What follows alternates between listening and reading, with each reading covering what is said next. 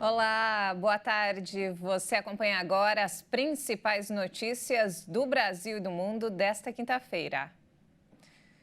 E olha só, a passagem do ciclone extratropical no sul do país causou estragos em Santa Catarina e no Rio Grande do Sul.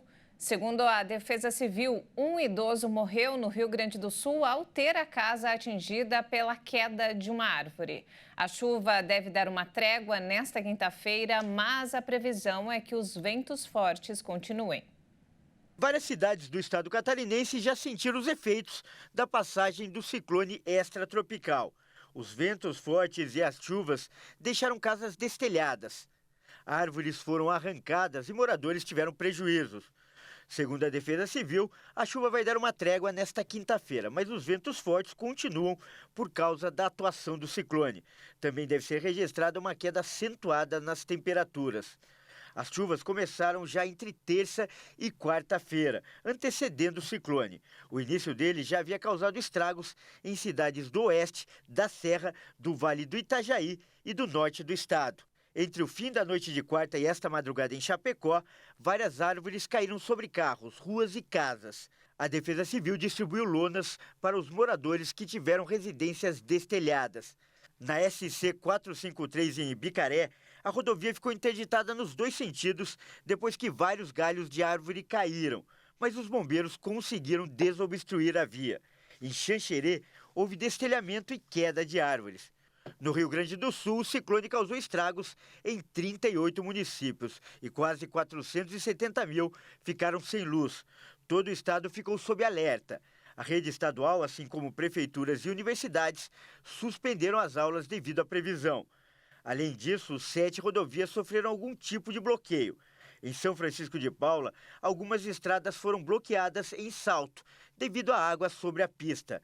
Na BR-470, a rodovia também foi interditada na altura do quilômetro 107, entre Barretos e André da Rocha. Nas cidades de Jóia e Campo Novo, cerca de 400 residências foram danificadas pelo temporal. Em várias cidades, a Defesa Civil distribuiu lonas após as chuvas de granizo danificarem os telhados. O ciclone extratropical ainda está próximo ao litoral do Rio Grande do Sul e de Santa Catarina, com potencial para provocar fortes rajadas de vento nos estados da região sul e em várias áreas do sudeste e do centro-oeste. Em cerimônia no Palácio do Planalto, o presidente Lula sancionou hoje o novo Minha Casa Minha Vida, programa de habitação popular do governo federal. Estabelecido em 2009, o programa foi substituído em 2020 na gestão de Jair Bolsonaro pela Casa Verde e Amarela. Recriado pelo presidente Lula em fevereiro, o programa Minha Casa Minha Vida foi aprovado no Congresso Nacional para beneficiar famílias que viviam em áreas urbanas e tenham renda mensal de até R$ 8.000 e famílias que viviam em zonas rurais com renda anual de até R$ 96.000. O novo programa também oferece redução na taxa de juros aliadas ao maior prazo de empréstimo de até 35 anos. Essas mudanças aumentam o valor do imóvel que pode ser financiado, reduzindo o valor que o comprador tem de dar de entrada. E falando agora sobre o conflito no leste europeu, pelo menos uma pessoa morreu na terceira noite consecutiva de ataques russos à capital ucraniana, Kiev. Segundo a Força Aérea Ucraniana, as defesas aéreas derrubaram todos os 20 drones lançados pela Rússia para atacar Kiev e a região circundante. Um míssil Kaliber e vários drones foram derrubados na região de Mykolaiv, no sul da Ucrânia. Mas uma escola e cerca de 10 casas particulares foram danificadas por destroços que causaram incêndios na capital e um corpo foi recuperado no distrito histórico de Podyol. A Rússia, que iniciou sua invasão em grande escala da Ucrânia em fevereiro de 2022, não comentou imediatamente os últimos ataques. Os ataques aéreos não diminuíram enquanto os líderes da OTAN se reuniram na Lituânia nesta semana para uma cúpula, que, segundo Zelensky, forneceu à Ucrânia uma base de segurança pela primeira vez desde que conquistou a independência em 1991. Pesados combates também continuaram na Ucrânia apesar da cúpula. Kiev diz que suas forças estão avançando no leste e no sul depois de lançar uma contraofensiva no mês passado. Mas as forças russas estão em grandes áreas do território ucraniano. E olha só que alarmante, a Organização Mundial da Saúde mostrou preocupação com o aumento de casos de gripe aviária em mamíferos. Apesar de o vírus se espalhar normalmente em aves, o receio é de que ele se adapte e passe a infectar pessoas com mais facilidade. De acordo com o comunicado da OMS, o vírus H5N1 normalmente se espalha entre as aves, mas o número é crescente entre mamíferos, que biologicamente são mais próximos dos humanos. O aumento de casos traz o medo de que o vírus se adapte para infectar pessoas com mais facilidade. Desde o final de 2021, a Europa vem sendo atingida por seu pior surto de gripe aviária, enquanto as Américas do Norte e do Sul também sofreram registros graves. Isso levou ao abate de dezenas de milhões de aves em todo o mundo, muitas com a cepa H5N1 do vírus, que surgiu pela primeira vez em 1996. Infecções foram relatadas em 26 espécies, incluindo martas de criadouros na Espanha e leões marinhos no Chile. O H5N1 também foi recentemente detectado em gatos na Polônia.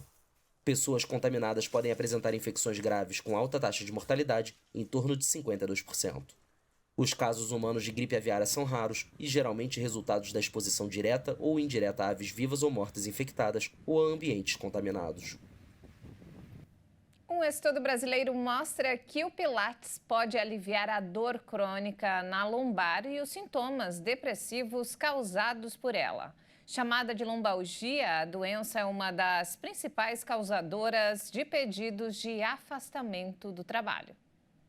A dor na lombar foi um dos motivos que levaram Marcelo a praticar Pilates. Essa dor, ela acaba se tornando insuportável, porque cada movimento que você faz, ela vai te lembrando que está lá. Porque você senta várias vezes, você levanta várias vezes, você anda, sobe escada e aí ela te acusa. Ex-jogador de futebol, o empresário conta que mantém em dia a prática de esportes e rotina de exercícios. Ainda assim, está sujeito a ter outras crises de lombalgia, como a chamada dor na região lombar. Você tem posturas erradas dirigindo, você tem posturas erradas trabalhando, você tem posturas erradas no sofá e N outras posturas que você tem. Então aqui é uma maneira de você corrigi-las também. A correção está diretamente ligada ao bom resultado, mas as aulas precisam ser personalizadas. Isso aqui é igual uma receita médica, né? Tudo depende da dose, tudo depende do paciente. Então, o exercício que é bom para ele não é bom para uma outra pessoa, sabe? Eu preciso pensar no dia dele, eu preciso pensar exclusivamente nele. Então, assim, a dor só melhora mudando o padrão de movimento. Então, eu preciso pensar no movimento que ele faz durante o dia, mudar o padrão de movimento, eu consigo melhorar a dor dele. O grande problema, segundo o especialista, é ficar sempre na mesma posição. As pessoas passam o dia inteiro sentado ou o dia inteiro nessa mesma posição que eu estou aqui, numa perna só. Então a musculatura ela fica muito tensionada de um lado, acaba puxando a lombar para o outro.